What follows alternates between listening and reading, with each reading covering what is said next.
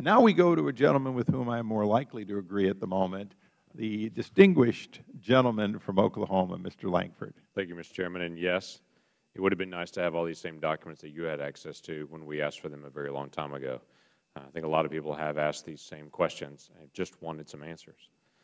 So thank you for your work, and thank you for pulling that together. And I look forward to our committee continuing to work to be able to finish our reports out as well, and hopefully have access to those same documents. Let's get to the issue of fixing it. So one of my primaries, when the Attorney General was here, he and I had a conversation about how do we resolve this. The issue of putting out a statement that gun walking is now forbidden of any type. We'll interdict weapons every time. Okay, great. That's a first step. But there are multiple other issues we start dealing with fixing it. Things like the supervision of the process of investigations is very different for the FBI than it is for ATF. And my basic question is why? Why does FBI have one process supervising investigations? ATF has a very, very different process on that. It's overseen by the same DOJ. Why do we have these two different sets? The scope of the task that you mentioned in your report with ATF, that there's a regulatory function and a criminal function, overlap at times, and there were obvious issues that happened at this. And then I'm going to allow you to make a comment on one of those, and I have one more issue as well. The size of the agency and what they were trying to accomplish. As I read through your report, I got to page 338, and there was a very interesting comment there that basically alluded to the fact that ATF in Phoenix was over their head. They had too few people. They were trying to take on this massive task, and it looked like they were trying to accomplish something big, but they didn't have the right people, were not coordinating, that this particular group of ATF agents were in way over their head and should not have been engaged in that. Again, it begs back to the scope of the task. So I've got one more issue I want to visit on, but I want to talk a little bit about the issue of this, regulatory versus criminal responsibility and the task that's been given to ATF and the number of agents that they have on it. Do you have recommendations on that based on your investigation? We do, and I think each of the issues you identified, Congressman, are very important, and reforms that need to happen. The Department has four large law enforcement agencies under it, the FBI, the DEA, the ATF, and the Marshal Service.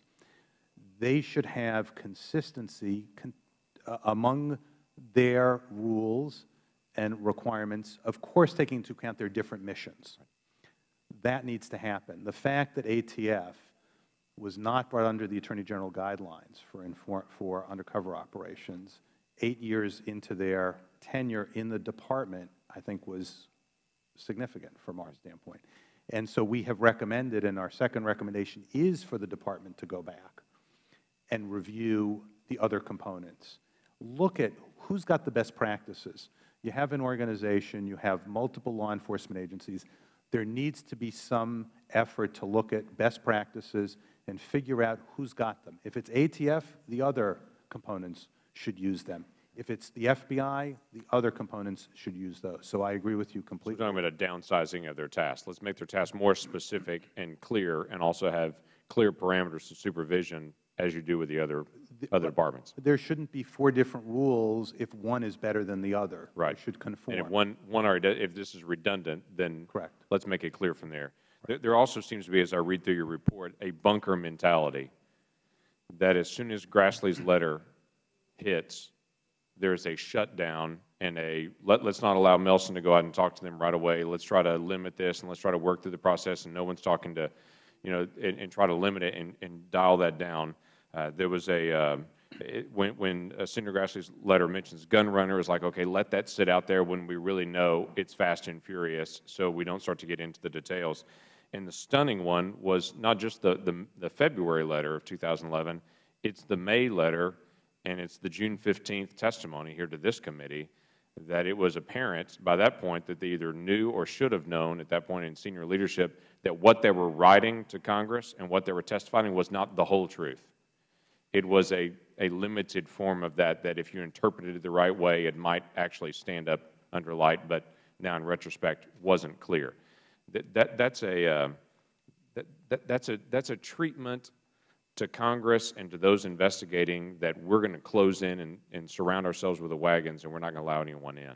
Did you get that sense at all? Well, when we looked at that May 2nd letter again, we reached the conclusion, as you noted, that By that point, there was enough information in the Department that it knew or should have known that it could not stand by that February 4th letter. And they were not telling us. They were writing it in such a way to make it look like they were saying one thing when they were really saying something different. Well, from our standpoint, the letter does appear to be literally true, as the committee itself, I think, indicated in a report.